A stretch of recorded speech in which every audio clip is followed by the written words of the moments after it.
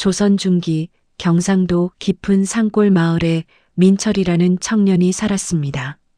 민철의 집안은 대대로 이 마을에서 나무를 해서 파는 일로 근근히 살아왔습니다. 민철의 아버지는 민철이 10살 되던 해에 산에서 나무를 하다가 떨어져 돌아가셨고, 어머니는 그 충격으로 병을 얻어 자리에 누워 계셨습니다. 여러분이 영상을 시청하시기 전에 좋아요 누르고 구독하면 더 좋은 이야기로 보답하겠습니다. 감사합니다. 어머니, 죽을 드세요. 민철은 매일 아침 어머니께 죽 한 그릇을 올렸습니다. 묽은 죽이었습니다. 쌀이 귀했으니까요. 민철은 동이 트기도 전에 일어나 산으로 나무를 하러 갔습니다. 나무를 한 짐 지고 오면 마을 장터에 내다 팔았습니다. 운이 좋으면 단양, 나쁘면 선원양을 받았습니다. 그 돈으로 쌀 한 대를 사고 어머니 약을 지을 약초를 조금 사면 하루가 끝났습니다. 철아, 너무 고생이 많구나. 어머니는 늘 그렇게 말씀하셨지만 민철은 웃으며 대답했습니다. 괜찮습니다, 어머니.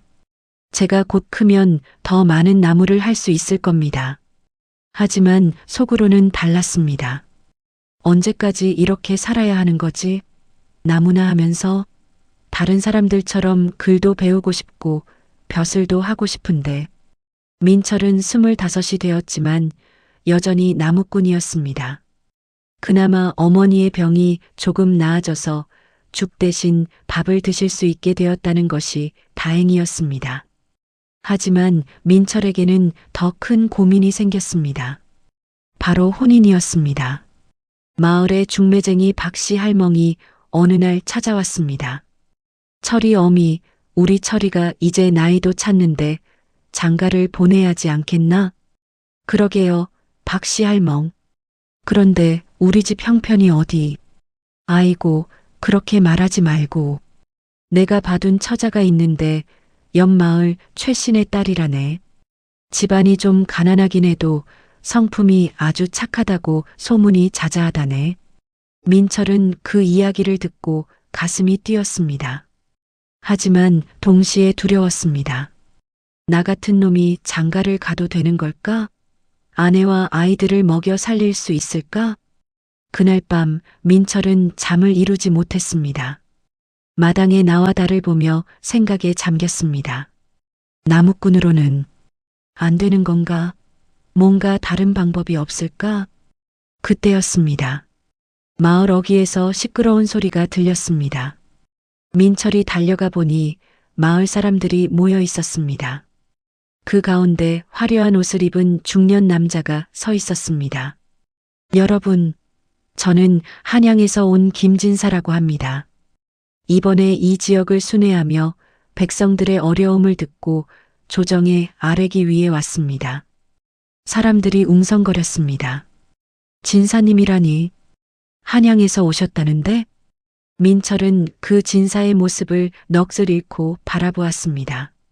비단 옷, 정갈한 두루마기, 품이 있는 말투, 사람들의 존경 어린 눈빛. 저렇게 살 수 있다면. 민철의 가슴 속에 뭔가가 꿈틀거렸습니다. 그것은 욕망이었습니다. 평생 억눌러 왔던 더 나은 삶에 대한 간절한 욕망이었습니다. 며칠 후 민철은 평소처럼 나무를 하러 산에 갔습니다. 그런데 산 중턱쯤에서 이상한 것을 발견했습니다. 큰 보따리 하나가 덤불 속에 숨겨져 있었던 것입니다. 민철은 주위를 둘러보았습니다. 아무도 없었습니다. 조심스럽게 보따리를 열어보니 민철의 눈이 휘둥그레졌습니다. 책이었습니다. 그것도 아주 많은 책들이 들어 있었습니다. 사서삼경, 당시선집, 각종 유학 서적들, 그리고 제일 위에는 과거 시험 답안지 같은 것들이 있었습니다. 이게 뭐지? 누가 여기다 숨겨둔 건가? 민철은 그중 한 권을 펼쳐보았습니다. 하지만 한문을 배우지 못한 민철은 한 글자도 읽을 수 없었습니다. 다만 책장을 넘기다가 어떤 그림을 발견했습니다. 그것은 서당의 모습을 그린 것이었고 그 밑에 누군가가 한글로 작게 메모를 해둔 것이 보였습니다. 이 책으로 나는 진사가 되었다. 민철의 심장이 쿵쾅거렸습니다. 진사. 그 말이 민철의 머릿속을 맴돌았습니다. 진사. 나도 진사가 될 수 있을까? 하지만 곧 현실을 깨달았습니다. 글도 모르는 자신이 어떻게 진사가 될 수 있단 말인가? 민철은 한숨을 쉬며 보따리를 도로 덤불 속에 넣으려 했습니다. 그때였습니다. 거기 누구냐? 민철이 깜짝 놀라 뒤를 돌아보니 한 젊은 선비가 헐레벌떡 달려오고 있었습니다. 그 선비는 숨을 헐떡이며 말했습니다. 그 보따리 내 거다. 도둑놈. 아, 아닙니다. 저는 그냥 나무를 하다가 우연히. 거짓말. 내 놈이 훔쳐간 거지. 선비는 민철의 멱살을 잡았습니다. 민철은 황급히 손을 저었습니다. 정말 아닙니다. 저는 이 마을 나무꾼 민철이라고 합니다. 여기서 나무를 하다가 이걸 발견한 겁니다.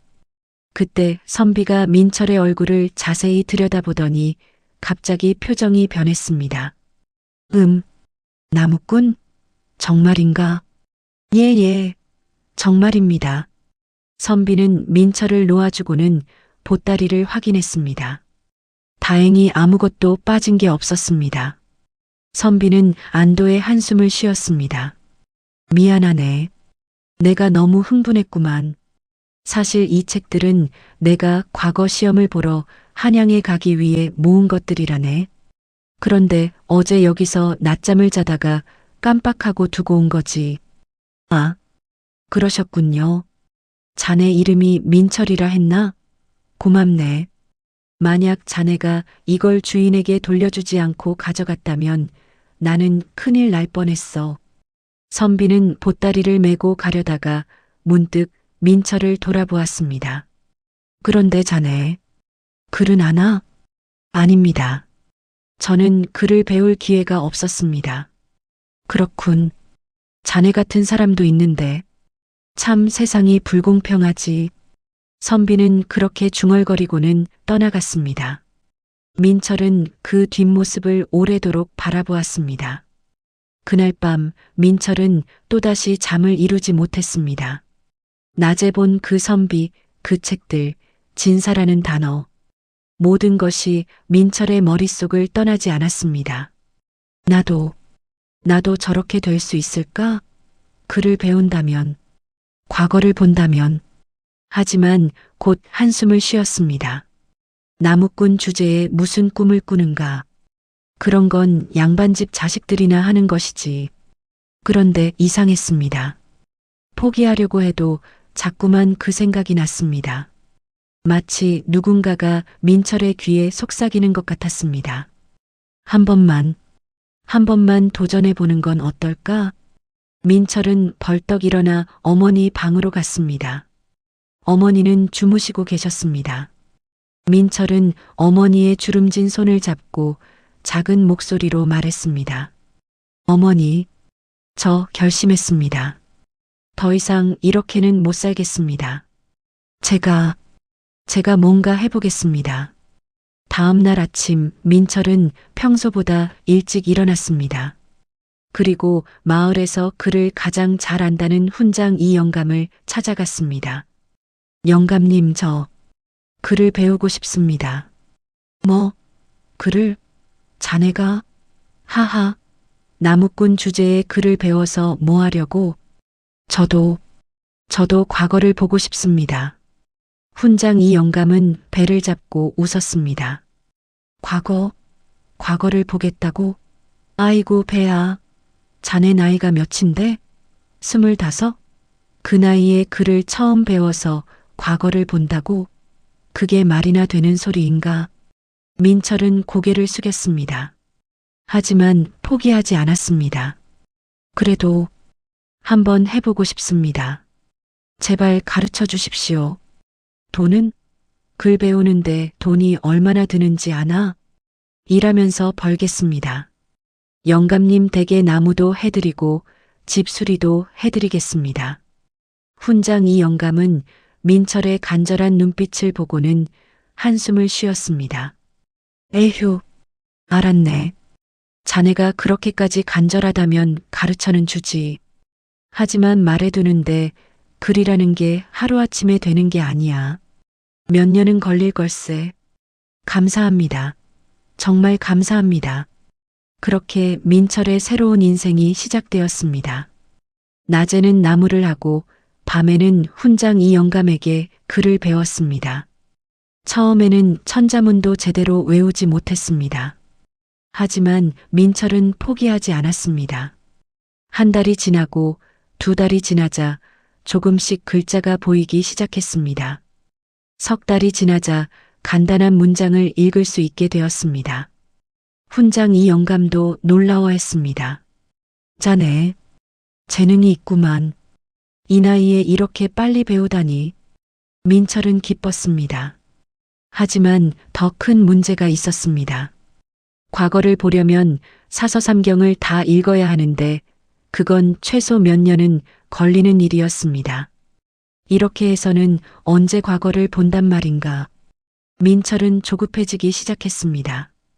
그리고 그때 민철의 머릿속에 어떤 생각이 떠올랐습니다. 아주 위험하지만 빠른 방법이. 만약 내가 진짜 선비인 척한다면 일단 기회를 잡고 나중에 진짜 실력을 쌓으면 되지 않을까? 민철은 고개를 저었습니다. 아니야, 그건 안 돼. 거짓말은.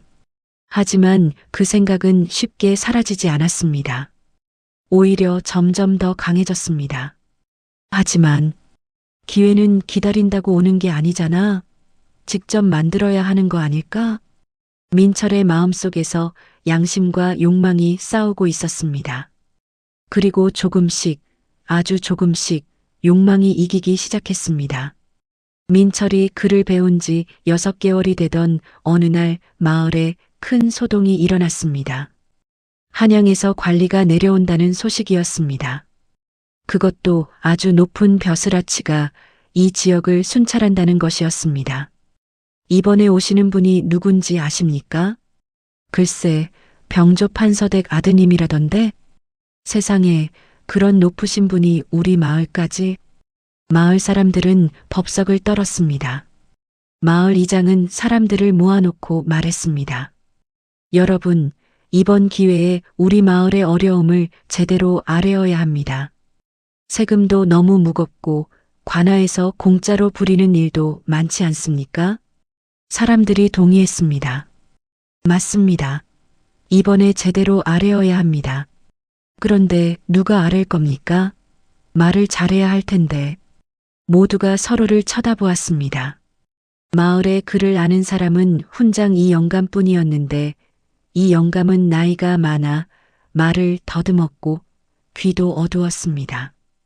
이거 큰일이군. 제대로 된 사람을 내세워야 하는데. 그때 누군가가 말했습니다. 저기, 민철이는 어떻습니까? 요즘 이 영감님께 글을 배운다고 하던데. 사람들의 시선이 민철에게로 쏠렸습니다. 민철은 화들짝 놀랐습니다. 저요? 아니, 저는 아직 글을 제대로. 하지만 자네가 제일 젊고 말도 또박또박하지 않나? 이장이 민철의 어깨를 두드렸습니다. 민철이 마을을 위해서 이번 한 번만 수고해주게. 자네가 우리 마을 대표로 그 양반께 우리 사정을 말씀드려주게. 민철은 난처했습니다. 하지만 마을 사람들의 기대 어린 눈빛을 보니 거절할 수가 없었습니다. 그리고 동시에 이것이 혹시 기회가 될 수도 있다는 생각이 들었습니다. 알겠습니다. 제가 해보겠습니다. 사흘 후 마을 어귀에 화려한 가마가 도착했습니다. 그 가마에서 내린 사람은 40대쯤 되어 보이는 중년 남자였습니다. 비단 도포에 검은 사모를 쓴 위엄 있는 모습이었습니다. 소인들, 나리를 뵙습니다. 마을 사람들이 일제히 절을 했습니다. 관리는 무표정한 얼굴로 사람들을 둘러보았습니다. 이 마을 이장이 누구인가? 소인이옵니다. 이장이 떨리는 목소리로 대답했습니다. 그래. 이 마을에 불편한 것이 없는가? 있다면 아뢰어라. 이장은 민철을 손짓으로 불렀습니다. 민철은 떨리는 다리를 억지로 움직여 앞으로 나섰습니다. 소인 민철이라고 하옵니다. 그래, 말해보거라. 민철은 숨을 깊이 들이쉬었습니다. 그리고 마을 사람들이 준비해준 글을 읽기 시작했습니다. 저희 마을은 산골이라 농사짓기가 어렵사옵니다. 그런데 세금은 평지 마을과 같아서. 그런데 중간쯤 읽다가 민철은 멈칫했습니다. 글자 하나를 잘못 읽은 것입니다. 식은땀이 났습니다. 그래서 잠깐. 관리가 손을 들어 민철을 제지했습니다. 그리고는 예리한 눈빛으로 민철을 쳐다보았습니다. 너 글을 읽을 줄 아는가? 예. 조금. 방금 경작을 경찰이라고 읽지 않았나? 민철의 얼굴이 새빨개졌습니다. 뒤에서 마을 사람들이 웅성거리는 소리가 들렸습니다. 에휴, 역시 민철이는 안 되겠어. 글을 제대로 못 읽는데 어떡해. 민철은 고개를 숙였습니다. 부끄러웠습니다. 하지만 그때 관리가 예상치 못한 말을 했습니다. 하지만 내 노력은 가상하구나. 천민 주제에 글을 배우려 한다는 것은 쉬운 일이 아니지. 민철은 고개를 들어 관리를 바라보았습니다. 관리의 얼굴에 미소가 번졌습니다. 내 이름은 김상원이라고 한다. 병조판서의 아들이지. 너 같은 청년이 있다니 기특하구나. 감사합니다.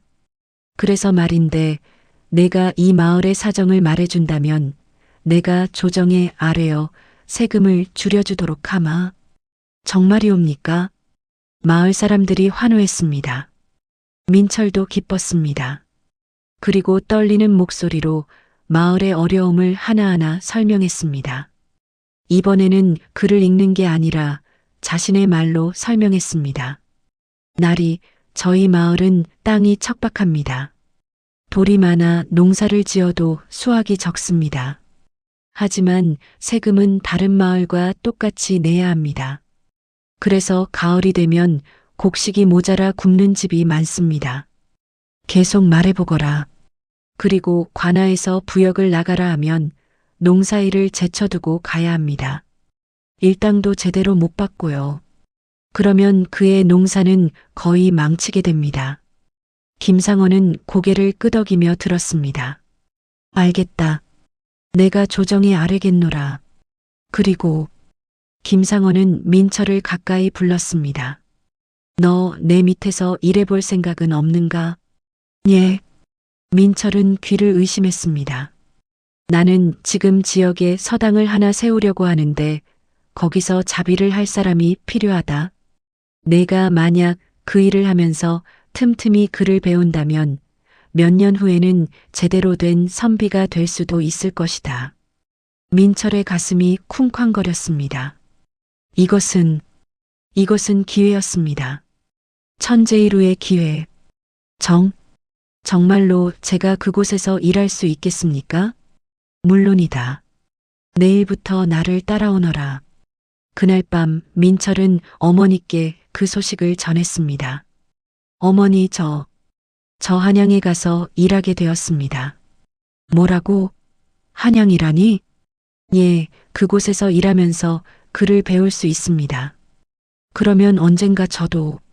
어머니는 한참 동안 민철을 바라보았습니다. 그리고는 눈물을 흘리며 말씀하셨습니다. 그래, 가거라. 내 아버지도 살아계셨다면 분명 내가 더 나은 삶을 사는 것을 바라셨을 게다. 어머니, 제가 꼭 성공해서 어머니를 모시러 오겠습니다. 다음 날 민철은 작은 보따리 하나만 들고 김상원을 따라 한양으로 향했습니다. 마을 사람들이 모두 나와서 배웅을 해주었습니다. 민철아, 꼭 성공해서 돌아와라. 우리 마을의 자랑이 되거라. 민철은 뒤를 돌아보았습니다. 작은 마을, 그리고 손을 흔드는 사람들. 민철은 눈물을 참으며 마음속으로 다짐했습니다. 꼭 성공해서 돌아오겠습니다. 한양까지는 보름이 걸렸습니다. 민철은 그 길에서 너무나 많은 것을 보았습니다. 큰 도시들, 넓은 들판, 그리고 수많은 사람들. 세상이 이렇게 넓구나. 드디어 한양에 도착했을 때 민철은 입을 다물 수가 없었습니다.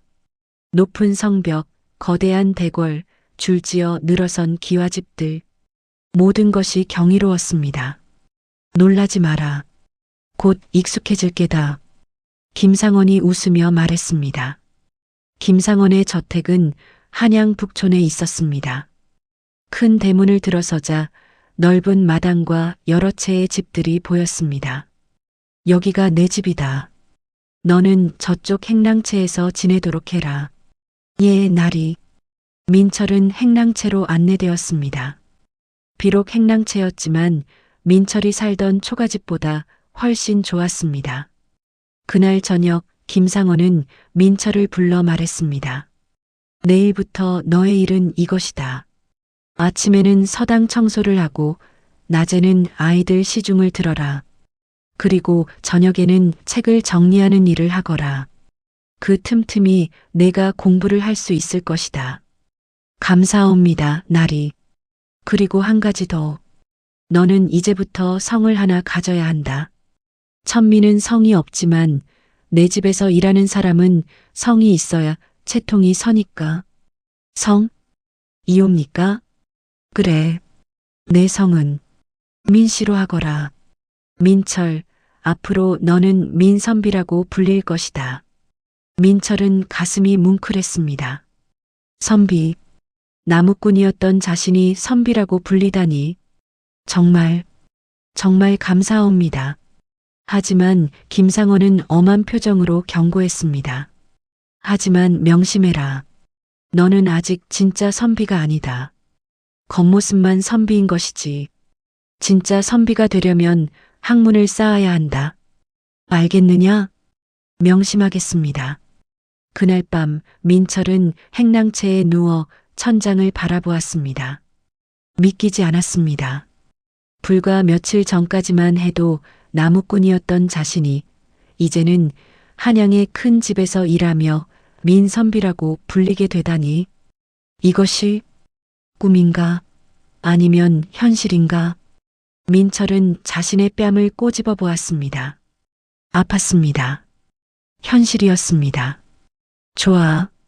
이제부터 진짜 시작이다. 나는 반드시 진짜 선비가 될 거야. 어떤 방법을 써서라도. 그 순간 민철은 자신의 생각에 놀랐습니다. 어떤 방법을 써서라도라니? 그것은 혹시 거짓말도 괜찮다는 뜻인가? 민철은 고개를 저었습니다. 아니야. 나는 정정당당하게 공부해서 진짜가 될 거야.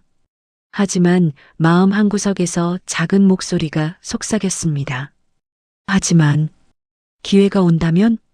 빨리 성공할 수 있는 방법이 있다면? 민철은 그 목소리를 애써 무시하려 했습니다. 하지만 쉽지 않았습니다. 민철이 한양에서 일한 지 1년이 되던 해 큰 사건이 일어났습니다. 김상원이 운영하는 서당에 새로운 훈장이 오게 된 것입니다. 그 사람의 이름은 박학사. 한양에서도 손꼽히는 학자로 특히 사서삼경에 능통하기로 유명했습니다. 민철아, 이번에 오시는 박학사님은 대단한 분이시다. 너도 그분께 많이 배우도록 해라. 예, 나리. 박학사가 도착하기 며칠 전 민철은 우연히 이상한 일을 목격했습니다. 김상원의 서재를 청소하다가 한 노인이 방문한 것을 본 것입니다. 그 노인은 남루한 옷차림이었지만 눈빛만은 예사롭지 않았습니다. 민철은 문 밖에서 청소를 하며 두 사람의 대화를 엿듣게 되었습니다. 김대감, 요즘 서당들이 문제가 많습니다. 무슨 말씀이십니까? 진어른? 훈장이라는 자들 중에 실력도 없으면서 거짓으로 학자 행세를 하는 자들이 많단 말입니다. 나는 조정의 명을 받아 이것을 조사하고 있습니다. 민철은 가슴이 철렁했습니다. 그래서 앞으로 모든 서당을 검증할 것입니다. 훈장의 실력을, 그리고 그들의 과거를. 김상원이 대답했습니다. 염려 마십시오. 이번에 오시는 박 학사님은 검증받으실 필요가 없을 겁니다. 노인은 잠시 침묵하다가 말했습니다. 그렇게 믿습니다만 세상에는 겉과 속이 다른 사람이 많습니다. 조심하시기 바랍니다. 노인이 떠난 후 민철은 불안했습니다.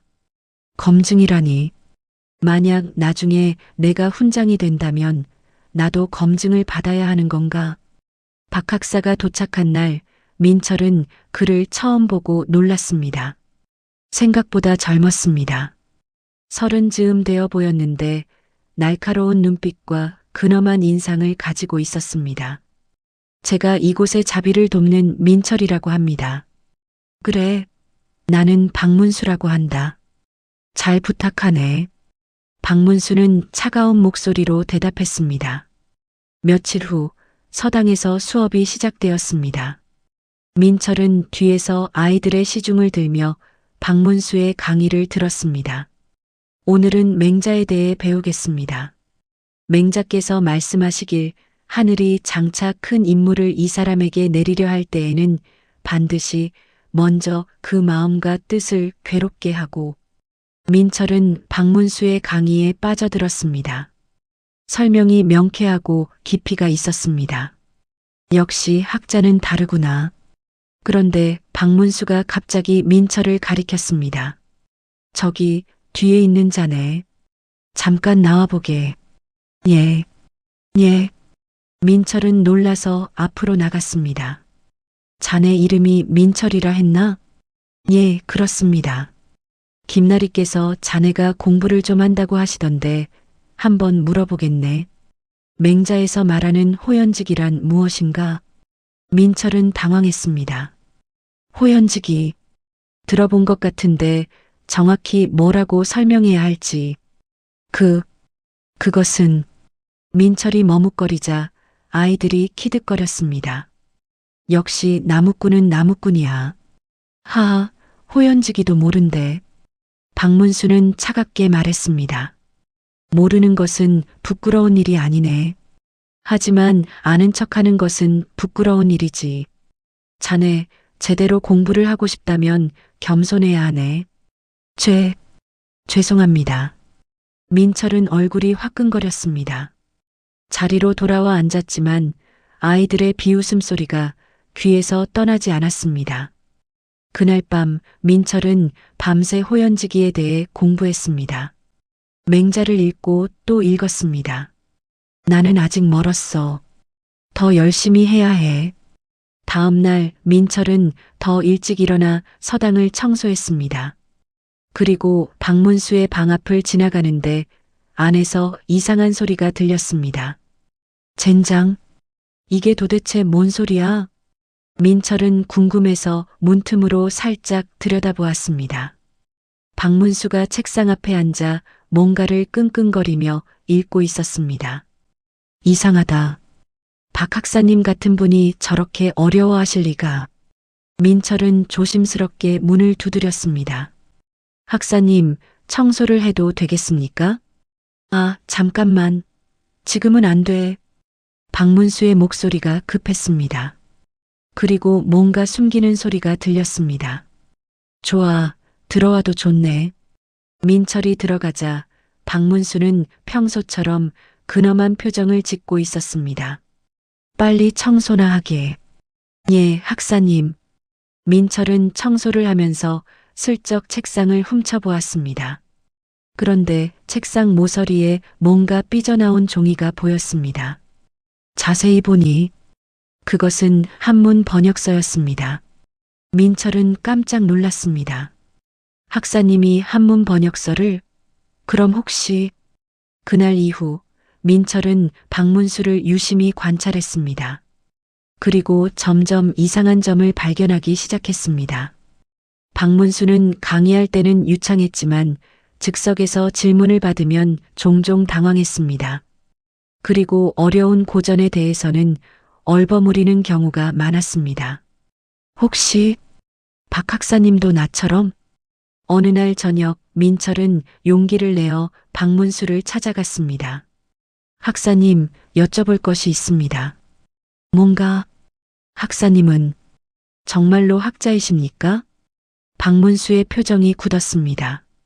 무슨 소리인가? 내가 학자가 아니라면 뭐란 말인가? 민철은 숨을 깊이 들이쉬었습니다. 죄송하지만 저는 알아버렸습니다. 학사님께서 한문 번역서를 사용하신다는 것을. 순간 박문수의 얼굴이 새하얗게 변했습니다. 그리고 민철의 멱살을 잡았습니다. 내 놈이 어디서 감히. 하지만 곧 힘이 풀리며 주저앉았습니다. 들켰구나. 결국 들키고 말았어. 민철은 조심스럽게 물었습니다. 학사님, 대체 어떻게 된 겁니까?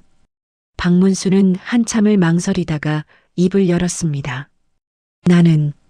나는 원래 가난한 양반 집 자식이었네. 할아버지까지는 벼슬을 하셨지만 아버지 대에 몰락했지. 그래서 나는 제대로 공부를 할 수가 없었어. 그런데 어떻게 5년 전 나는 우연히 한 학자를 만났네. 그분은 병이 들어 죽어가고 계셨어. 나는 그분을 간호했고 그분은 임종 전에 나에게 자신의 모든 책과 강의록을 주셨지. 박문수는 쓴웃음을 지었습니다. 나는 그 강의록을 외워서 학자인 척했어. 사람들을 속였지. 그리고 이렇게 서당 훈장이 되었고. 민철은 놀라움을 감추지 못했습니다. 그럼 학사님도 가짜란 말씀이십니까? 그렇네. 나도 자네처럼. 아니, 자네보다 더 큰 거짓말쟁이지. 두 사람은 한동안 침묵했습니다. 그리고 박문수가 다시 입을 열었습니다. 민철이 자네도 나처럼 더 높은 곳을 원하는가? 예. 솔직히 말씀드리면 저는 언젠가 과거에 급제하고 싶습니다. 과거에? 자네도 꿈이 크구만. 박문수는 민철의 어깨에 손을 올렸습니다. 좋아. 그럼 우리 거래를 하나 하지. 내 비밀을 지켜준다면 나는 자네에게 모든 것을 가르쳐 주겠네. 내가 가진 모든 강의록, 모든 지식을. 민철은 망설였습니다. 이것은 더 큰 거짓말로 가는 길이었습니다. 하지만 동시에 이것은 기회이기도 했습니다. 박문수의 지식을 모두 배운다면 정말로 과거에 급제할 수도 있을 것입니다. 민철은 며칠 전 본 그 노인을 떠올렸습니다. 검증. 언젠가는 들통날 수도 있습니다. 하지만 그때까지 진짜 실력을 쌓으면 되지 않을까? 어떤가? 할 건가 말 건가? 민철은 눈을 감았습니다. 그리고 천천히 고개를 끄덕였습니다. 하겠습니다. 하지만 조건이 있습니다. 조건? 저는 단순히 강의록을 외우는 것이 아니라 진짜로 이해하고 싶습니다. 학사님, 저와 함께 진짜 공부를 하시겠습니까? 박문수는 민철을 놀란 눈으로 바라보았습니다. 진짜 공부? 예. 우리 둘 다 가짜로 시작했지만 진짜가 될 수 있습니다. 함께 공부하면서요. 박문수는 한참을 생각하다가 고개를 끄덕였습니다. 좋아. 그렇게 하지. 그날 밤부터 민철과 박문수의 비밀 수업이 시작되었습니다. 하지만 이번에는 단순히 외우는 것이 아니었습니다. 두 사람은 함께 책을 읽고 토론하고 이해하려고 노력했습니다. 이 구절의 의미가 뭘까? 아마도 이런 뜻이 아닐까? 그렇다면 이것과는 모순되지 않나? 밤마다 두 사람의 방에서는 열띤 토론 소리가 들렸습니다. 6개월이 지나자 민철의 실력은 눈에 띄게 늘었습니다. 그리고 놀랍게도 박문수의 실력도 늘었습니다. 처음으로 진짜 공부를 하고 있었던 것입니다. 어느 날 한 아이가 민철에게 물었습니다. 민선비, 과의 차이가 뭐예요? 민철은 박문수와 함께 공부한 내용을 떠올리며 대답했습니다. 은 사람을 사랑하는 마음이고, 는 옳은 것을 행하는 것이지. 하지만 단순히 그것만이 아니란다. 은 내면의 따뜻함이고, 는 그 따뜻함을 세상에 펼치는 용기라고 할 수 있어. 아이의 눈이 반짝였습니다. 와, 민선비는 정말 똑똑하네요. 민철은 뿌듯했습니다. 이번에는 진짜로 이해하고 대답한 것이었습니다. 하지만 그날 밤 박문수가 민철을 급히 불렀습니다. 민철이 큰일이야. 무슨 일입니까? 김나리께서 자네를 다음 달 과거 시험에 보내기로 하셨대. 초시라고. 민철의 심장이 쿵쾅 뛰었습니다. 정말입니까? 그래. 하지만 자네 준비가 되었나? 6개월 공부한 것으로 과거에 붙을 수 있을까? 민철도 불안했습니다. 하지만 이것은 기회였습니다. 해야죠. 해야 합니다. 박문수는 민철을 바라보았습니다. 알겠네. 그럼 남은 한 달 동안 내가 가진 모든 것을 가르쳐 주마. 그리고 약간의 요령도. 요령이요? 과거 시험 문제는 어느 정도 패턴이 있네.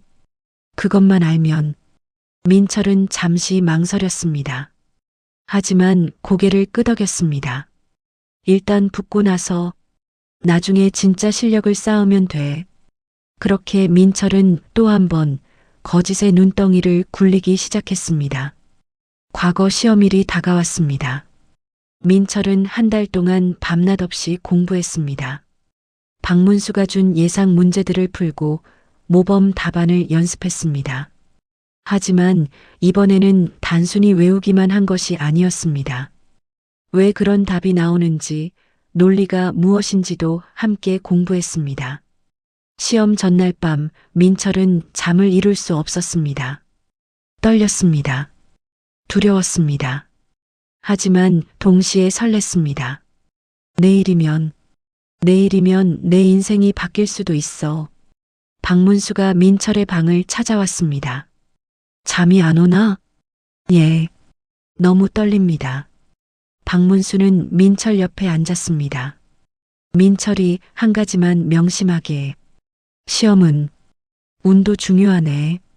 자네가 아무리 준비를 잘해도 전혀 예상치 못한 문제가 나올 수 있어. 그럼 어떡하죠?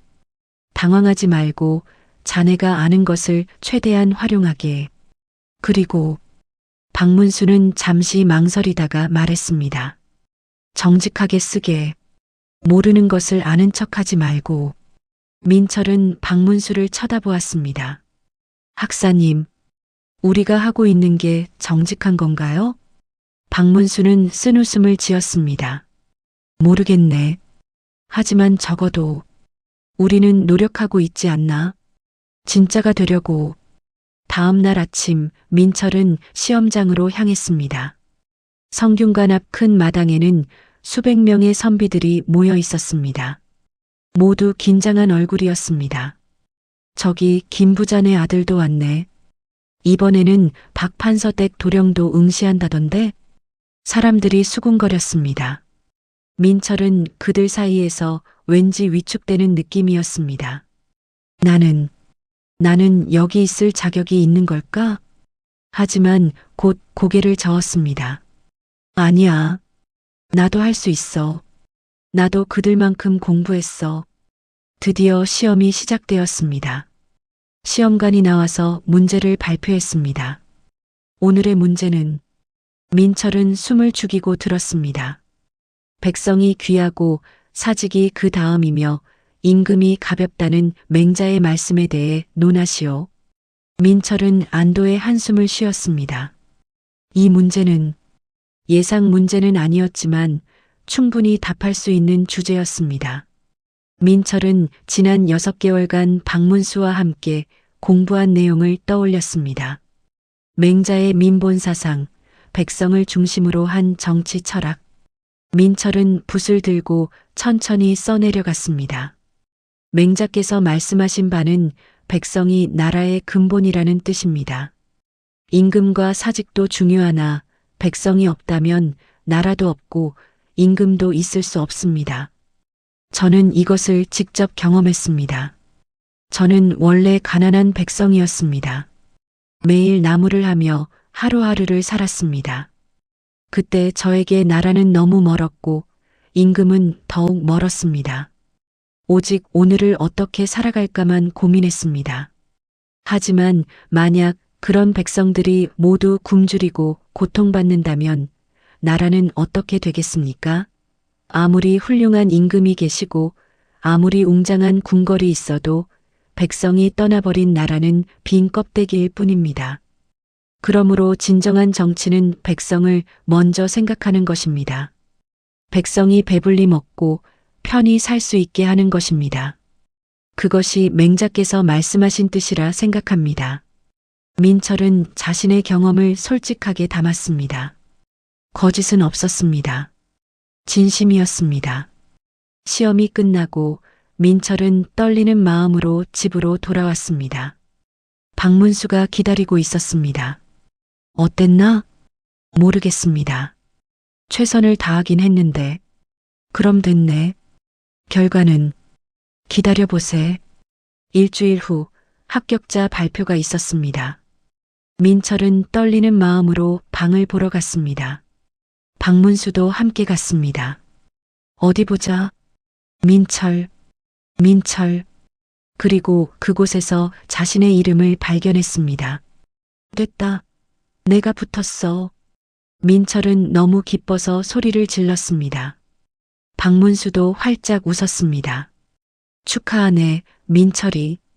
집으로 돌아와 김상원에게 그 소식을 전하자 김상원도 기뻐했습니다. 잘했다, 민철아. 이제 너도 정식 선비가 되었구나. 감사합니다, 나리. 그날 밤 김상원은 민철을 위해 작은 잔치를 열어주었습니다. 박문수도 함께했습니다. 하지만 기쁨도 잠시. 다음 날 김상원이 민철에게 놀라운 제안을 했습니다. 민철아, 내가 이제 선비가 되었으니 한 가지 부탁이 있다. 무엇이든 말씀하십시오. 사실 우리 지역에 새로 서당을 하나 더 열려고 하는데 거기 훈장이 필요하단다. 내가 그 일을 맡아주지 않겠느냐? 예, 제가 훈장을요? 민철은 깜짝 놀랐습니다. 자신이 훈장이라니. 물론 아직 어리지만 내 실력이라면 충분히 할 수 있을 거라 생각한다. 그리고 박 학사님도 도와주실 것이고. 민철은 박문수를 쳐다보았습니다. 박문수는 의미심장한 미소를 지었습니다. 어떤가? 하겠나? 민철은 잠시 망설였습니다. 훈장? 그것은 큰 책임이었습니다. 하지만 동시에 기회이기도 했습니다. 하지만 민철은 불안했습니다. 며칠 전에 본 그 노인이 떠올랐습니다. 검증. 나리, 한 가지 여쭤봐도 되겠습니까? 그래, 말해보거라. 제가 들으니 조정에서 서당들을 검증한다고 하던데 그것이 사실입니까? 김상원의 표정이 약간 굳었습니다. 아, 그것 말이냐? 맞다. 요즘 가짜 학자들이 많아서 조정에서 검증을 하기로 했단다. 그럼 저도 검증을 받아야 합니까? 그야 당연하지. 하지만 걱정할 것 없다. 너는 과거에도 합격했고 박 학사님께 제대로 배웠으니까. 민철은 여전히 불안했습니다.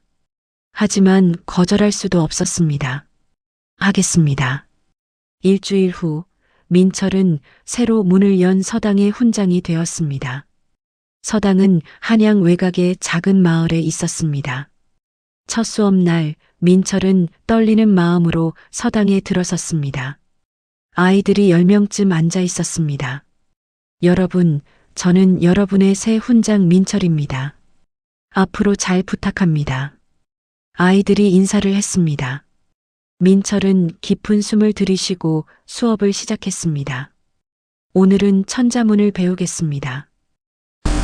민철은 박문수에게 배운 대로 가르쳤습니다. 다행히 아이들이 어려서 민철의 부족한 점을 눈치채지 못했습니다. 하지만 문제는 아이들의 부모들이었습니다. 며칠 후 한 부모가 찾아왔습니다. 훈장님, 우리 아이가 집에 와서 하는 말이 훈장님께서 어떤 글자의 뜻을 잘못 가르치셨다고 하던데요? 민철은 식은땀이 났습니다. 아, 그것은 물론 아이가 잘못 들었을 수도 있지만 혹시 확인 좀 해주실 수 있습니까? 민철은 그날 밤 그 글자를 다시 공부했습니다. 그리고 다음 날 그 부모에게 솔직하게 말했습니다. 죄송합니다. 제가 잘못 가르쳤습니다. 오늘 수업 시간에 아이들에게 정정하겠습니다. 부모는 의외라는 표정을 지었습니다. 오, 솔직하시군요. 대부분의 훈장들은 자기 잘못을 인정하지 않는데 제가 아직 부족합니다. 하지만 열심히 배우고 있습니다. 부모는 오히려 민철을 믿게 되었습니다. 오히려 좋습니다. 완벽한 척하는 훈장보다 솔직한 훈장이 낫습니다. 민철은 그 일을 계기로 깨달았습니다. 거짓으로 숨기려 하지 말고 모르는 것은 솔직히 인정하자. 그리고 배우자. 그렇게 민철의 서당은 조금씩 자리를 잡아갔습니다. 하지만 민철은 몰랐습니다. 곧 더 큰 시험이 다가오고 있다는 것을. 민철이 훈장이 된 지 3개월이 지났을 때 그날이 왔습니다. 서당에 한 노인이 찾아온 것입니다. 그 노인은 3개월 전 민철이 김상원의 서재에서 목격했던 바로 그 노인이었습니다. 훈장이 누구인가? 제가 훈장 민철입니다. 노인은 민철을 천천히 훑어보았습니다. 그래, 내가 들으니 이곳 훈장이 실력이 좋다고 하던데 한번 시험해봐도 되겠나? 민철은 당황했습니다. 하지만 거절할 수도 없었습니다. 좋습니다. 무엇을 물어보시겠습니까? 노인은 미소를 지었습니다. 간단한 것일세. 논어의 첫 구절에서 자를 어떻게 읽어야 하는가? 민철은 자신 있게 대답했습니다. 열로 읽습니다. 틀렸네. 예. 열이 아니라 열로 읽어야 하네. 발음은 같지만 글자가 다르고 뜻의 깊이가 다르지. 민철은 얼굴이 빨개졌습니다. 아, 그렇군요. 제가 잘못 알고 있었습니다. 노인은 계속 질문했습니다. 그리고 민철은 하나씩 틀리기 시작했습니다. 어떤 것은 맞췄지만 어떤 것은 전혀 몰랐습니다. 이런, 젊은이, 자네 정말로 훈장이 맞나? 그렇습니다. 노인은 한숨을 쉬었습니다. 솔직히 말해보게. 자네 제대로 공부한 적 없지? 민철은 더 이상 거짓말을 할 수가 없었습니다. 이 노인의 눈빛 앞에서는 어떤 거짓도 통하지 않을 것 같았습니다. 고개를 숙였습니다. 죄송합니다. 저는 원래 나무꾼이었습니다. 글을 배운 지 2년도 되지 않았습니다. 노인은 민철을 한참 바라보았습니다. 그리고 예상치 못한 말을 했습니다. 일어나게. 자네의 솔직함은 가상하구나. 예. 나는 정약용이라고 하네. 이 지역을 돌아다니며 서당들을 점검하는 관리일세. 민철의 심장이 철렁했습니다. 정약용. 조선 최고의 실학자. 사실 나는 자네가 경험이 부족하다는 것을 이미 알고 있었네. 하지만 자네에게는 한 가지 중요한 것이 있네. 그것이 무엇입니까? 진실함일세. 많은 가짜 학자들은 끝까지 거짓말을 하지만 자네는 인정했어. 그리고 정약용은 주위를 둘러보았습니다. 이 서당은 잘 꾸려지고 있더구나. 아이들의 눈빛이 살아있어. 민철은 놀랐습니다. 그럼 제가 해임될 것 같나? 아니네. 오히려 기회를 주겠네. 정약용은 민철에게 한 권의 책을 건네주었습니다. 이것은 진짜 학문을 배울 수 있는 책일세. 자네가 정말로 훈장이 되고 싶다면 이 책으로 제대로 공부하게. 감사합니다. 정말 감사합니다. 정약용은 떠나면서 마지막으로 말했습니다. 명심하게. 거짓은 언젠가 들통나게 되어 있네. 하지만 진실을 향해 노력하는 사람은 결국 진짜가 되지. 자네는 그럴 수 있는 사람이야. 민철은 그 책을 꼭 껴안았습니다. 그리고 결심했습니다. 이제는 진짜가 되어야겠어. 그날 밤부터 민철의 삶은 완전히 달라졌습니다. 민철은 밤마다 정약용이 준 책을 읽었습니다. 처음에는 어려웠습니다. 박문수의 강의록처럼 답이 정해져 있는 것이 아니라 스스로 생각하고 깨달아야 하는 내용들이었습니다. 이것이 진짜 학문이구나. 민철은 처음으로 학문의 깊이를 느꼈습니다. 단순히 외우는 것이 아니라 이해하고 깨닫는 것. 그것이 진짜 공부였습니다. 한 달이 지나자 민철의 수업 방식도 달라지기 시작했습니다. 예전처럼 단순히 외우게 하는 것이 아니라 아이들에게 질문을 던지고 생각하게 했습니다. 여러분, 인이란 무엇일까요? 사람을 사랑하는 마음입니다. 한 아이가 대답했습니다.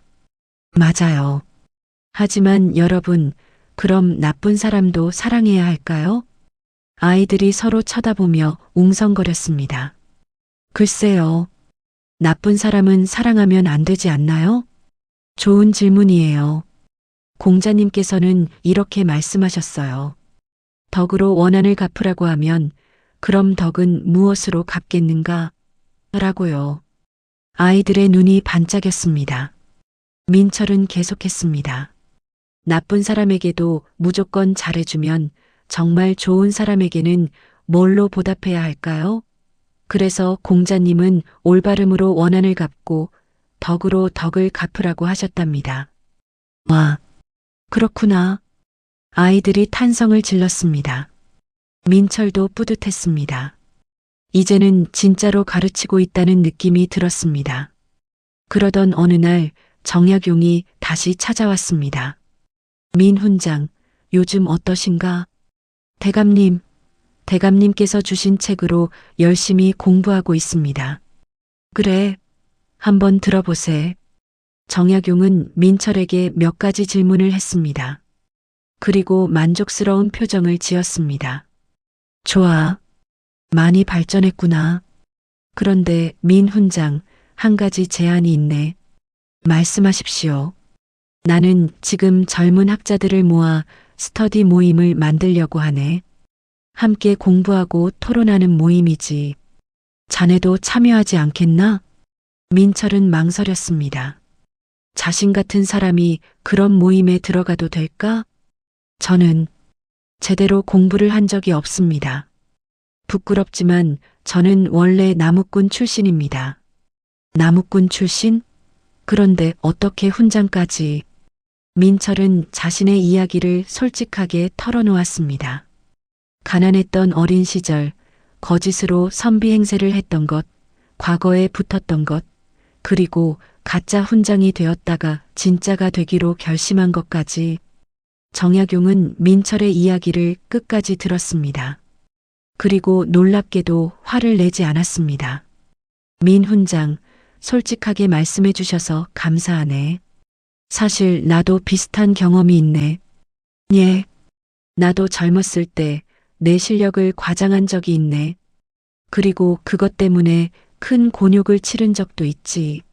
하지만 그 경험이 나를 성장시켰네. 정약용은 민철의 어깨에 손을 올렸습니다. 중요한 것은 과거가 아니네. 중요한 것은 지금 그리고 미래일세. 자네는 이미 진짜가 되기로 결심했네. 그것만으로도 존경할 만하네. 민철의 눈에 눈물이 맺혔습니다. 감사합니다. 정말 감사합니다. 그럼 우리 모임에 참여하겠나? 예, 꼭 참여하고 싶습니다. 일주일 후 민철은 정약용의 모임에 처음 참석했습니다. 모임 장소는 한양의 한 서원이었습니다. 방에 들어서자 10명쯤 되는 사람들이 앉아 있었습니다. 모두 민철보다 나이가 많아 보였고 학식도 깊어 보였습니다. 여러분, 소개하겠습니다. 이분은 민철 훈장이십니다. 정약용이 민철을 소개하자 사람들이 인사를 했습니다. 모임이 시작되었습니다. 주제는 백성을 다스리는 방법이었습니다. 한 사람이 먼저 의견을 냈습니다. 백성을 다스리는 가장 좋은 방법은 예입니다. 백성들이 예를 알면 나라가 바로 섭니다. 다른 사람이 반박했습니다. 아닙니다. 예도 중요하지만 더 중요한 것은 법입니다. 명확한 법이 있어야 질서가 잡힙니다. 토론이 뜨거워졌습니다. 민철은 조용히 듣고만 있었습니다. 감히 끼어들 자신이 없었습니다. 그때 정약용이 민철에게 물었습니다. 민 훈장, 의견이 어떠신가? 모두의 시선이 민철에게 집중되었습니다. 민철은 긴장했습니다. 저는 이렇게 생각합니다. 민철은 숨을 깊이 들이쉬고 말했습니다. 예와 법, 둘 다 중요하다고 생각합니다. 하지만 가장 중요한 것은 백성의 마음을 얻는 것이 아닐까요? 백성의 마음이라니 무슨 뜻인가? 저는 원래 가난한 백성이었습니다. 백성들은 예나 법보다 먹고 사는 문제가 더 중요합니다. 배가 고프면 예도 법도 소용없습니다. 민철은 자신의 경험을 이야기했습니다. 제가 나무꾼이었을 때 저는 매일 살아남는 것만 생각했습니다. 나라가 어떻게 돌아가는지, 관리들이 무슨 일을 하는지 관심도 없었습니다. 오직 오늘 하루를 어떻게 넘길까만 걱정했습니다. 그래서 저는 생각합니다. 백성을 다스리려면 먼저 백성이 먹고 살 수 있게 해야 한다고요. 그 다음에 예와 법을 가르쳐야 한다고요. 잠시 침묵이 흘렀습니다. 그러다가 정약용이 박수를 쳤습니다. 훌륭하네. 바로 그것일세. 백성의 입장에서 생각하는 것, 그것이 진짜 학문일세. 다른 사람들도 고개를 끄덕였습니다.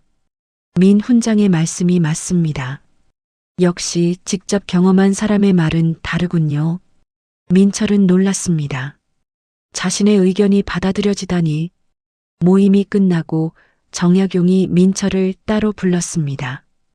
민 훈장, 오늘 정말 훌륭했네. 과찬이십니다. 아니네. 자네의 말씀에는 진실이 담겨 있었네. 그것이 바로 학문의 시작일세. 정약용은 민철에게 책 한 권을 더 건네주었습니다. 이것은 내가 쓴 경세유표일세. 아직 완성되지는 않았지만 자네에게 드리고 싶네. 이런 귀한 것을 제가 받아도 됩니까? 물론일세. 그리고 한 가지 부탁이 있네. 말씀하십시오. 나는 지금 새로운 교육 방식을 연구하고 있네. 백성들도 쉽게 배울 수 있는 방법이지. 자네가 도와주지 않겠나? 제가 정말로요? 그래.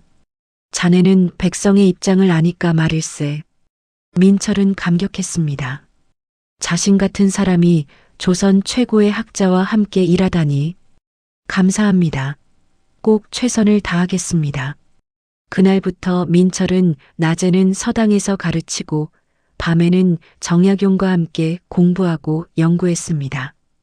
그리고 민철의 서당에는 새로운 변화가 일어나기 시작했습니다. 민철이 정약용과 함께 공부한 지 6개월이 지났을 때 드디어 그날이 왔습니다. 조정에서 전국의 서당을 검증하겠다는 공문이 내려온 것입니다. 모든 훈장은 과거 급제 증명서와 학문 이력을 제출해야 했습니다. 민철은 식은땀이 났습니다. 자신의 과거 급제는 사실 반은 운이었습니다. 그리고 훈장이 된 것도 김상원의 도움 덕분이었습니다. 민 훈장, 걱정이십니까? 정약용이 민철을 찾아왔습니다. 예. 솔직히 말씀드리면 제 과거 급제는 온전히 실력으로 된 것이 아닙니다. 알고 있네. 예. 나도 알고 있었네. 하지만 중요한 것은 지난 1년간 자네가 보여준 모습일세. 진심으로 아이들을 가르치고 백성들을 위해 헌신했네. 정약용은 민철의 어깨를 두드렸습니다. 걱정하지 말게. 내가 도와주겠네. 며칠 후 검증단이 민철의 서당을 방문했습니다. 3명의 관리가 왔는데 그중 한 명은 박 학사님, 놀랍게도 박문수였습니다. 박문수는 이제 조정의 관리가 되어 있었습니다. 오랜만이네, 민 훈장. 박문수의 목소리는 차가웠습니다. 민철은 불안했습니다. 검증이 시작되었습니다. 민철은 학문에 대한 여러 질문을 받았습니다. 훈장, 주역의 핵심 사상이 무엇인가? 민철은 깊은 숨을 들이쉬고 대답했습니다. 주역의 핵심은 변화입니다. 세상 모든 것은 변하며 그 변화에는 일정한 이치가 있습니다. 우리는 그 이치를 깨달아 변화에 대응해야 합니다. 좋다. 그럼 맹자와 순자의 차이는? 맹자는 성선설을 주장했고 순자는 성학설을 주장했습니다. 하지만 둘 다 교육의 중요성을 강조했습니다. 질문은 계속되었고 민철은 하나하나 답했습니다. 지난 1년간 정약용과 함께 공부한 것이 빛을 발했습니다. 검증단 중 한 명이 고개를 끄덕였습니다. 실력이 대단하군요. 과거 급제도 당연하겠습니다. 하지만 박문수가 끼어들었습니다. 잠깐 한 가지 더 물어보고 싶습니다. 무엇입니까? 민 훈장께서 과거에 급제할 때 어떤 문제가 나왔습니까? 민철은 당황했습니다. 그때의 문제, 기억이 났습니다. 백성이 귀하고 사직이 그 다음이며 임금이 가볍다는 맹자의 말씀에 대해 논하는 것이었습니다. 그래, 그럼 자네는 어떻게 답했나? 민철은 그때를 떠올리며 대답했습니다. 저는 제 경험을 담아 답했습니다.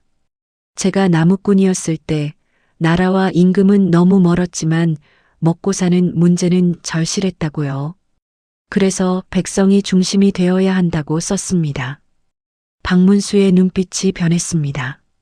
자네, 나무꾼이었다는 것을 과거 시험 답안에 썼단 말인가? 예, 그렇습니다. 잠시 침묵이 흘렀습니다. 검증단원들이 서로를 쳐다보았습니다. 박문수가 다시 물었습니다. 그럼 훈장이 되기 전에는 무엇을 했나? 김상원 나리댁에서 서당 자비를 도왔습니다.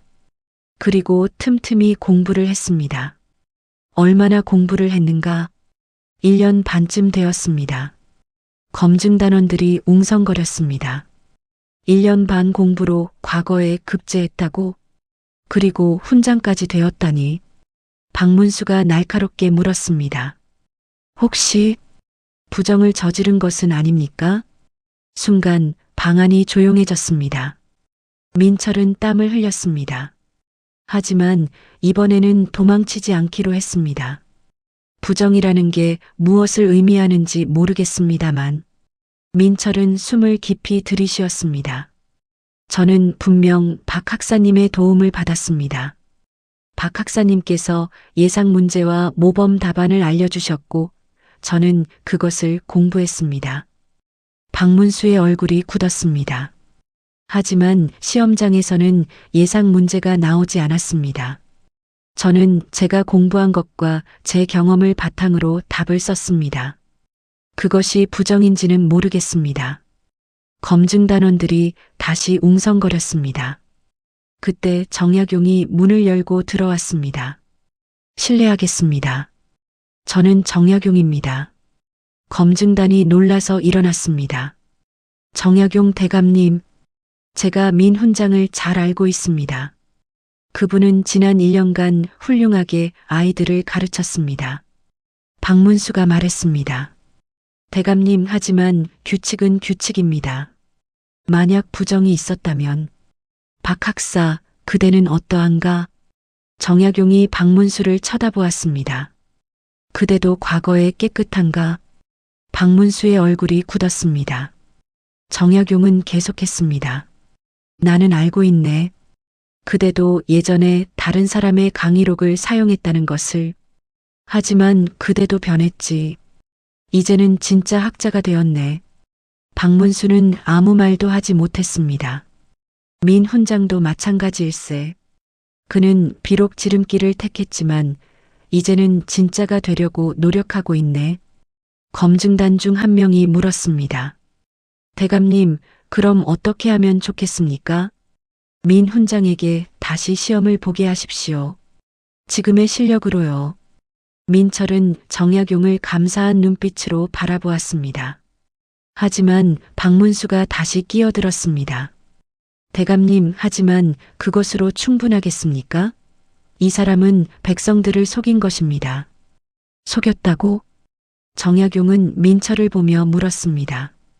민 훈장, 자네는 아이들과 학부모들에게 자네의 과거를 숨겼나? 민철은 잠시 생각했습니다. 그리고 대답했습니다. 처음에는 숨겼습니다.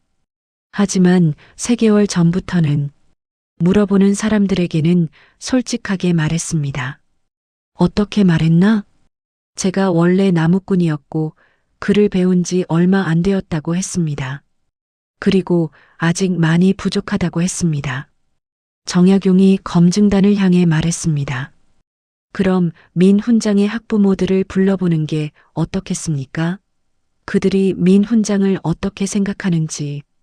검증단이 고개를 끄덕였습니다. 다음 날 민철의 서당 학부모들이 모였습니다. 검증단이 물었습니다.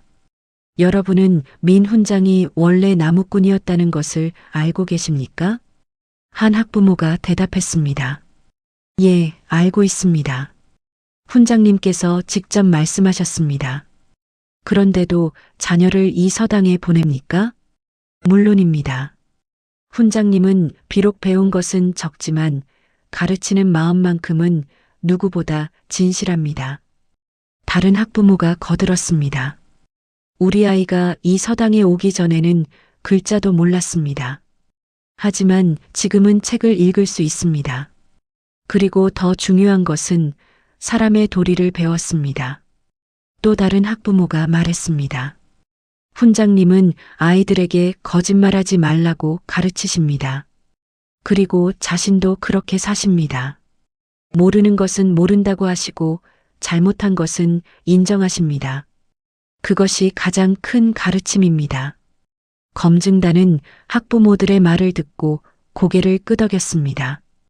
일주일 후 민철은 다시 시험을 봤습니다. 이번에는 떳떳했습니다. 진짜 실력으로 시험을 봤습니다. 시험 문제는 백성을 위한 진정한 교육이란 무엇인가였습니다. 민철은 자신의 모든 경험을 담아 답안을 썼습니다. 진정한 교육은 신분에 관계없이 모두에게 열려 있어야 합니다. 양반의 자제도, 평민의 자식도, 천민의 아이도 모두 배울 수 있어야 합니다. 저는 원래 나무꾼이었습니다. 가난해서 글을 배울 수 없었습니다. 하지만 기회가 주어졌고 저는 배울 수 있었습니다. 그 경험을 통해 깨달았습니다. 백성들이 무지한 것은 그들의 잘못이 아닙니다. 기회가 없었기 때문입니다. 진정한 교육은 모든 백성에게 기회를 주는 것입니다. 그들이 스스로 생각하고 판단하고 행동할 수 있도록 가르치는 것입니다. 저는 비록 거짓으로 시작했지만 이제는 진심으로 가르치고 있습니다. 그리고 앞으로도 계속 그럴 것입니다. 저의 부족함은 인정합니다. 하지만 배우려는 마음만큼은 누구에게도 지지 않습니다. 저를 가르치는 것이 곧 아이들을 더 잘 가르치는 길이라고 믿기 때문입니다. 시험이 끝나고 민철은 결과를 기다렸습니다. 며칠 후 결과가 나왔습니다. 민철 훈장 합격입니다. 민철은 눈물을 흘렸습니다. 이번에는 진짜였습니다. 진짜 실력으로 합격한 것입니다.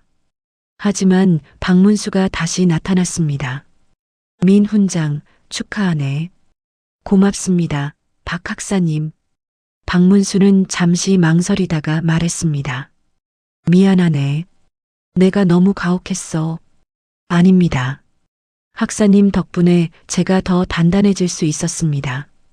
사실, 나도 자네와 같은 길을 걸었네. 거짓으로 시작해서 진짜가 되려고 노력하는. 박문수는 민철의 손을 잡았습니다.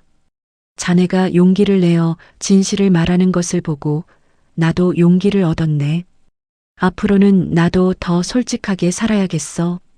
두 사람은 서로를 보며 미소 지었습니다. 그날 밤 민철은 서당의 아이들을 생각했습니다. 그리고 결심했습니다. 이제 더 이상 숨기지 않겠어. 내 과거를, 내 실수를, 내 노력을 모두 보여주겠어. 그것이 아이들에게 줄 수 있는 가장 큰 가르침이니까. 검증을 통과한 후 민철의 삶은 새로운 국면을 맞이했습니다. 며칠 후 민철은 서당의 모든 학부모와 아이들을 모아놓고 중대 발표를 했습니다. 여러분께 고백할 것이 있습니다. 사람들이 웅성거렸습니다. 이미 검증을 통과했는데 무슨 고백이 또 있단 말인가? 저는 지금까지 여러분께 제 과거의 전부를 말씀드리지 않았습니다. 민철은 깊은 숨을 들이쉬었습니다. 저는 처음 한양에 왔을 때 선비인 척했습니다. 그를 제대로 알지도 못하면서 선비 행세를 했습니다. 그리고 박 학사님의 도움으로 과거에 급제했고 훈장이 되었습니다. 그건 이미 알고 있는데요. 한 학부모가 말했습니다. 예, 하지만 제가 말씀드리지 않은 것이 있습니다. 저는 거짓말로 이 모든 것을 시작했습니다. 제가 선비가 될 자격이 없다는 것을 알면서도 기회를 잡기 위해 거짓말을 했습니다. 민철은 눈을 감았습니다. 저는 그것이 부끄럽습니다. 그리고 여러분께 사과드립니다. 잠시 침묵이 흘렀습니다. 그때 한 할아버지가 일어났습니다. 훈장님, 한 가지 묻겠습니다. 지금도 거짓말을 하고 계십니까? 아닙니다. 그럼 됐습니다. 과거가 어떻든 지금 훈장님은 진실하십니다. 그것으로 충분합니다. 다른 학부모들도 고개를 끄덕였습니다. 한 어머니가 말했습니다. 훈장님, 오히려 감사합니다. 훈장님께서 보여주신 것은 사람은 변할 수 있다는 것입니다. 저희 아이들에게 그것이야말로 가장 큰 가르침입니다. 아이들도 하나둘씩 말하기 시작했습니다. 훈장님, 저도 거짓말한 적 있어요. 하지만 훈장님처럼 고치려고 노력할게요. 훈장님이 멋있어요. 민철은 눈물을 흘렸습니다. 사람들이 자신을 용서해주고 있었습니다. 그날 이후 민철의 서당은 더욱 특별해졌습니다. 민철은 자신의 경험을 아이들에게 숨김없이 이야기했습니다. 여러분, 사람은 누구나 실수를 합니다. 저도 큰 실수를 했습니다. 하지만 중요한 것은 그 실수를 인정하고 바로잡으려고 노력하는 것입니다. 아이들은 민철의 말에 진지하게 귀를 기울였습니다. 그러던 어느 날 한 젊은이가 민철을 찾아왔습니다. 훈장님, 저는 강석이라고 합니다. 저도 훈장님처럼 가난한 집안 출신입니다. 민철은 그 젊은이를 보며 자신의 옛날 모습을 떠올렸습니다. 그래, 무엇을 도와줄까? 저도 공부를 하고 싶은데 어디서부터 시작해야 할지 모르겠습니다. 민철은 미소를 지었습니다. 앉거라. 내가 내 이야기를 들려주마. 민철은 강석에게 자신의 모든 이야기를 들려주었습니다. 나무꾼이었던 시절, 거짓말을 했던 시절, 그리고 진짜가 되기 위해 노력했던 시절까지. 강석은 눈을 반짝이며 들었습니다. 훈장님, 대단하십니다. 그런데 혹시 저 같은 사람도 배울 수 있을까요? 물론이지. 하지만 한 가지 약속해야 해. 무엇입니까? 거짓말을 하지 않겠다고. 어렵더라도 느리더라도 정직하게 공부하겠다고. 강석은 고개를 끄덕였습니다. 약속하겠습니다. 그날부터 강석은 민철의 제자가 되었습니다. 민철은 강석에게 자신이 배운 모든 것을 가르쳐 주었습니다. 하지만 이번에는 지름길이 아니라 정도를 가르쳤습니다. 3년이 흘렀습니다. 민철의 서당은 이제 조선에서도 손꼽히는 명문 서당이 되었습니다. 하지만 다른 서당과는 달랐습니다. 민철의 서당에는 양반 자제뿐만 아니라 평민의 자식들, 심지어 천민의 아이들까지 다녔습니다. 민 훈장은 신분을 가리지 않는다더라. 배우고자 하는 마음만 있으면 누구나 받아준다던데. 소문이 퍼졌고 전국에서 배우고 싶어하는 사람들이 찾아왔습니다. 어느 날 강석이 민철을 찾아왔습니다. 훈장님, 제가 과거에 급제했습니다. 정말이냐? 민철은 강석을 끌어안았습니다. 제자의 성공이 자신의 성공보다 더 기뻤습니다. 훈장님 덕분입니다. 훈장님께서 정직하게 공부하라고 하셔서. 아니다. 이것은 내 노력의 결과야. 강석은 눈물을 흘렸습니다. 훈장님, 저도 훈장님처럼 되고 싶습니다. 가난한 아이들을 가르치는 훈장이. 민철은 강석의 어깨를 두드렸습니다. 그래. 너라면 나보다 더 훌륭한 훈장이 될 수 있을 거야. 그로부터 5년 후 민철은 50대가 되었습니다. 그동안 민철의 제자들이 전국 곳곳에서 훈장이 되고 관리가 되었습니다. 그들은 모두 민철의 가르침을 이어받아 신분에 관계없이 아이들을 가르쳤습니다. 민철 훈장이 시작한 것이 이제 하나의 운동이 되었습니다. 정약용이 민철을 찾아와 말했습니다. 백성교육운동이라고 할까요? 전국에서 비슷한 서당들이 생겨나고 있습니다. 정말입니까? 그렇습니다. 그리고 이것은 모두 민 훈장 덕분입니다. 민철은 겸손하게 고개를 저었습니다. 아닙니다. 저는 그저. 아닙니다. 민 훈장은 자신의 잘못을 인정하고 변화하는 모습을 보여주었습니다. 그것이 사람들에게 용기를 준 겁니다. 어느 날 조정에서 사람이 왔습니다. 민 훈장님, 임금님께서 부르십니다. 민철은 놀라서 한양으로 갔습니다. 대궐에 들어서니 임금이 기다리고 있었습니다. 민철 훈장이로군. 소인, 임금님을 뵙습니다. 일어나시오. 경의 소문을 듣고 한번 뵙고 싶었소. 임금은 민철을 자세히 쳐다보았습니다. 경이 평민 출신으로 훈장이 되었다는 것이 사실이요? 예, 그렇습니다. 그리고 거짓으로 시작했다가 진짜가 되었다는 것도? 예, 부끄럽지만 사실입니다. 임금은 웃었습니다. 부끄러워할 것 없소. 오히려 훌륭하오. 잘못을 인정하고 바로잡은 것, 그것이야말로 진정한 용기요. 임금은 민철에게 한 권의 책을 주었습니다. 이것은 경의 이야기를 담은 책이요. 내가 직접 서문을 썼소. 민철은 그 책을 받아들었습니다. 표지에는 이렇게 쓰여 있었습니다. 거짓 선비, 진짜 스승이 되다 마이너스 민철의 이야기. 이것을 전국에 배포할 것이요.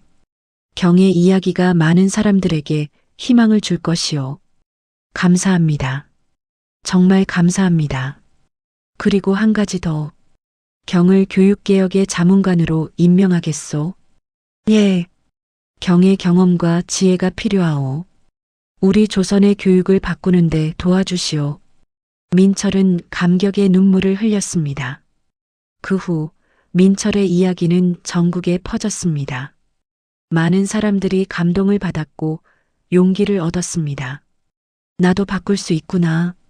과거가 어떻든 지금부터 다시 시작할 수 있구나.